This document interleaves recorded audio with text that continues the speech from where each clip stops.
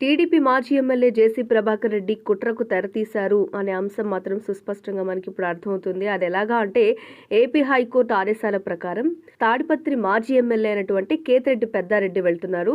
అయితే ఆయన మీద రాళ్ల దాడి చేసేందుకు సిద్ధమైపోయారు జేసీ వర్గీయులు.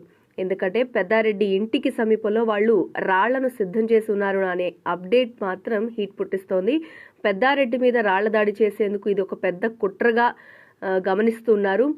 జేసీ ప్రభాకర్ రెడ్డి మీదే విమర్శలు వస్తున్నాయి.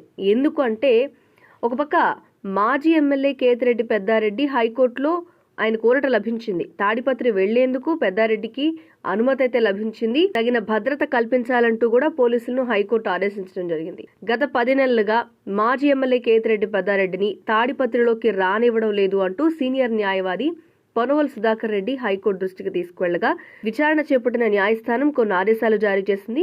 పెద్దారెడ్డి తాడిపత్రికి వెళ్లొచ్చు, ప్రజలను కలుసుకోవచ్చు అనే ఉత్తర్వులు అయితే ఇవ్వడం జరిగింది. ఇలాంటి సమయంలో తాడిపత్రిలో ఎలాంటి ఘటనలు జరగకుండా చర్యలు తీసుకోవాలి అంటూ రాష్ట్ర హోంశాఖ, డీజీపీ, అనంతపురం ఎస్పీలు కోర్టు ఆదేశించడం జరిగింది. పెద్దిరెడ్డి తాడిపత్రికి వెళ్లే క్రమంలో 5 వాహనాలకు మించి వెళ్తే గనక పోలీసుల అనుమతి తీసుకోవాలని సూచించింది. హైకోర్టు ఆదేశాలతో పెద్దారెడ్డి తాడిపత్రికి రాబోతున్నారు అని తెలుసుకుని రాళ్లదాడి జరగడం అనేది మాత్రం ప్రస్తుతం చర్చనీయాంశంగా మారింది. ముందుగానే రానివ్వకుండా అడ్డుకుంటున్నారు కాబట్టి ఎలాంటి పరిస్థితులు ఎదుర్కొంటాయి, ఎటువంటి పరిణామాలకు తావిస్తుంది అనేది మాత్రం కొంచెం ఆసక్తికరంగానే మారింది.